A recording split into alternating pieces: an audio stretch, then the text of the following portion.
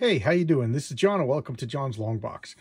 Today's the day after Thanksgiving. It's Black Friday. I didn't spend any money. It was raining out. I stayed at home. Me and my wife just had a nice lazy day. I read so many comic books. It was awesome. Drank coffee, read comic books, ate leftovers. What else do you want? It was a glorious, glorious day. So, I just read before Watchmen, Night Owl, and then I read before Watchmen, Moloch. Okay, so let me just... Okay, well, we all know the Watchmen, Alan Moore's amazing series. I kind of said a few bad things about it recently, and make no mistake, I love the Watchmen. It was groundbreaking. I remember when it came out, my friend Larry, who owned the comic book store, my friend Mike and I, we would just discuss it. There was a comic book convention, and there was like 20 people. We were all just in a circle talking about the Watchmen, little things that we missed. And I was like, this is big. This is important. This was a big deal. So I love the Watchmen. I've always loved the Watchmen. I'm an Alan Moore freak. If I see his name on a comic book, I just buy it. I first learned about him with the Watchmen. And then, of course, I went and got the Swamp Thing, and then just anything he put out. I think my favorite thing he ever did was From Hell, which, oh my God, it's about Jack the Ripper. It is terrifying. I should showcase that. I just haven't even thought about it since then. I don't want to think about it. It's in a comic book that actually scares me. And my voice is already starting to go. All right, sorry about that. But anyway, what I said about the Watchmen was, I think it's done more harm than good in the fact that since the Watchmen, like comic books is BW before Watchmen and AW after Watchmen. It's that important. After the Watchmen, it's been cool and whatever to deconstruct superheroes and take them apart. Like I think that we wouldn't have The Boys on TV if not for the Watchmen. And you know what? I'm done with that. I don't want... The Watchmen did it great because Alan Moore's a genius. It was the first. It was important. But I don't want to see superheroes deconstructed anymore. I want to see good guy superheroes. I want Superman to be a Boy Scout. I want good guys. I want them beating up bad guys. And you know, I understand like you want some like sympathetic villains or villains with understandable backgrounds. That's not what I'm saying. I'm not saying I don't want any of that stuff gone. But I want good guys. I want to root for somebody. I'm tired of deconstructing the bad guys, whatever. But I'm repeating myself. But anyway, so then I knew, about how Alan Moore signed a contract. And I don't know if Alan Moore is being naive or if he's being a spoiled brat or if it's the truth or if it's some combination of all of this. But when he wrote The Watchmen, he signed a contract that he would get all the rights to The Watchmen back, like so many years after Watchmen went out of print. And DC has been keeping The Watchmen in print every year since that. So Alan Moore never got the rights back. And then DC's been like just doing some awful thing. I like the movie. Believe it or not, I like the movie. Zack Snyder's movie. It's pretty much the only Zack Snyder movie that I like. And I liked his ending better than Alan Moore's ending. The Dr. Manhattan as the fake villain is so much better than the Squid. Spoiler alert. I thought that was brilliant. The ending was the only thing that I didn't like about the Watchmen, the Squid, but whatever.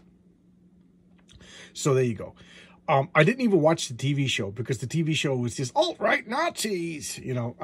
I'm done with that stuff. I don't want to hear your weird old politics in my entertainment. So I didn't even watch that. So make no mistakes. Before Watchmen came out, I avoided it like the plague because I was like, they're just sticking Alan Moore's nose in it, and then like they get like J. Michael Straczynski who wrote Babylon 5. They get like real quality writers. Like come on guys, don't you have any solidarity for Alan Moore? So I really avoided it. And then maybe about 3 years ago, I bought all of them, and I still couldn't bring myself to read them. And now I'm finally reading them. And they're excellent. They're excellent. The dollar bill one shot was amazing. I was going to showcase the Night Owl one, but the Christian preacher who strangles hookers after he sleeps with them, I was just like, all right, that kind of just ruined it for me. It's like, all right, the bad guy always has to be a good Christian, so that's the only thing. But that was the Rorschach story. They if you read it, you'll see what I'm talking about. But it was brilliant. The whole origin of the second night owl and fleshing out of his background, I really, really liked it. The dollar bill, oh my God, that was outstanding. So then I read this because I was about to go to bed. And it's 2 o'clock in the morning. I was about to go to bed, and then I read this. 2 issues of Moloch, the villain. And I have to say, it was outstanding. So let's talk about the creative team. J. Michael Straczynski. He wrote Babylon 5, and then he wrote, why can't I think of it? That's going to drive me nuts. But that comic book about everybody in town got superpowers at the same time, like they were born, and as one died, they each got more and more powerful. So then there was a serial killer killing all the superheroes until there was only 2 left. That was so good. Midnight Rising, I think it was called. Yeah, Midnight Rising. Excellent. And here's the writer, Edward Rizzo. I first learned about Edward Rizzo on 100 Bullets. A comic that I read the first 50 issues of. There's 100 issues. And then I kind of forgot about it, and you know, I bought I have all of them, so I got to sit down and reread that. But I love Ed Rizzo's art, so there you go. I'm rambling. It's 2 o'clock in the morning. So this is Edgar. He's Moloch, the bad guy, and I like how it tells his backstory. So here he is. He's confessing to a priest. He is repenting, and he really is repenting. This isn't a trick or anything like that. So it's going into his story, his background. This art is just outstanding. So he was born this deformed, ugly kid, and everybody would beat him up and make fun of him. You know, and he would ask the girls to be his Valentine. They would rip up everything. They just made fun of him. So he stole a quarter from his father, and he went to the carnival, and he saw a magic act, and it changed his life. So ever since then, he saw Fantastico, and he's like, I'm going to learn these tricks. So he kind of apprenticed himself out to this magician, and he became a magician. And this girl was like flirting with him. Show me how you do this trick, Edgar. So he was like, wow, I have a girlfriend now. And it turns out she's just messing with him. She's doing a long con. She's gonna like get him to fall in love with her, and then she's gonna, you know, embarrass him in front of everybody. So he just goes berserk with it. So so now he's doing a long con. He makes a coffin, and he asks this guy to help him do the trick. And then when he's in the box, he just stabs him while he's defenseless. And then he drugs her and throws the body in her bed. And now, life of crime. He runs away, and he's doing magic tricks on vaudeville, and he's not really making that much money. He's hitting on the girls. The girls aren't interested in him. He's an ugly little twerp. So out of boredom and to make more money, he just like, you know what? I'm going to rob banks. That's it. I'm robbing banks. So he uses his, you know, keep in mind, he's a stage magician. He doesn't have magic powers. You know, the only person in the Watchmen universe who has powers is Dr. Manhattan. So he's just doing magic tricks and robbing banks. And he's getting away with it. He's getting away with it. Now he has money. He gets a gang, and he says either the gang is stupid or they're going along with him, that they're believing that he has magic powers. And he's just like, either way, he doesn't want to know, because he just likes, you know, the attention. So now he opens up opium dens, and when he's drugging people, he's listening to like their combinations to the bank and robbing them and pretending it's magic tricks. He's doing this old vault trick of this harmless energy, and he's terrifying the audience. Give me all your money, or you know, or I'll electrocute you. So he's just doing like stage magician crime. And now the Minutemen show up, and they all just beat the crap out of him. So here's the super team. They beat him up. He goes to jail. And every time he goes to jail, he goes to a Catholic mass, and then he tells himself it's all crazy. So a seed is being planted. He's smart. He's a bad guy. He escapes. He sets up he's into prostitution and drugs and everything. And every girl reminds him of the original girl that teased him. And every morning he like wakes up and he's like, I'm gonna kill myself. You know, he's miserable. He is like, he's ashamed of himself. He's embarrassed by himself. He's embarrassed by what he's doing.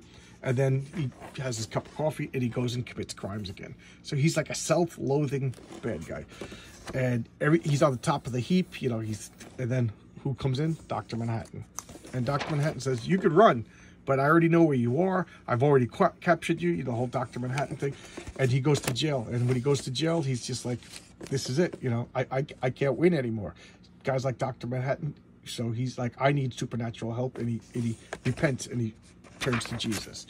And you know, he does his time, 20 years go by, and he comes out of jail, and he works for Ozymandias. I'm assuming everybody read The Watchmen. And there he goes. And here's the pirate story. And I'm reading these out of order for the pirates, so the pirate story makes no sense to me. So there you go. The second issue. So this is just his origin and his backgrounds and his motivations and his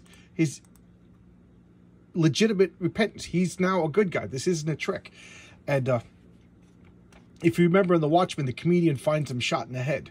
So this is like the up to, you know, up till the days before he was shot in the head. Okay, and we all know that was Ozymandias who killed him. So, you know, spoiler alert for a 30-year-old comic book. So this is just his story. So Ozymandias is just a bastard, is the only thing to say. So this is a guy who picked the name Moloch because of the devilish connections with, like, crimes against children and murder. And so he's the worst of the worst. And you feel bad for him because he is a good writer, the unpronounceable name. Michael Straczynski, I think you pronounce it. I really enjoyed this. It was 2 issues. The first issue, it was like, oh, that was like a full story. Like, what are they going to do the second issue? I'm not going to spoil it because it's only 2 issues. The second issue, it's him working for Adrian Veidt later on in life. He's trying to be a good guy. He's disgusted with himself. It's a redemption arc, and I'm a sucker for a redemption arc story. Like I said, I'm tired of just bad guys, you know. Like, I'll accept the Punisher, you know, that's, you know, that's the thing into it itself, and you know, Batman beating up the criminals, stuff like that. But other than that, I want good guys. I want Boy Scouts. I want good guys. This works within the confines of the Watchmen universe, what Alan Moore set up, and, you know, these guys they're respectful to the characters. They don't crunch around. So I will say I read the Dr. Manhattan one. It was good. The Dr. Midnight, I keep saying Dr. Midnight, but Night Owl was excellent. I was just like, oh, God, a preacher villain again? Yeah, whatever. The Dollar Bill was excellent, and Moloch was excellent. I think that's all I've read so far. So, you know, I didn't want to read these. I didn't want to buy these, but I'm weak. I'm weak, guys. I'm addicted. I have a problem. Maybe I should join a 12-step program. I shouldn't laugh at that. There's in my family we got problems like that. But anyway, yeah, that's kind of mean to talk about that. I apologize. All right, so back to The Watchmen. This was really good. This was excellent.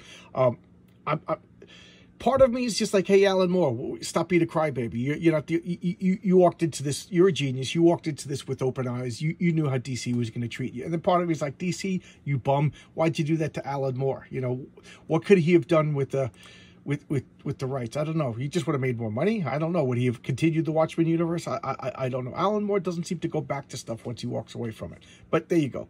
This was good, and I'll see you tomorrow with another video. Thanks a lot, guys.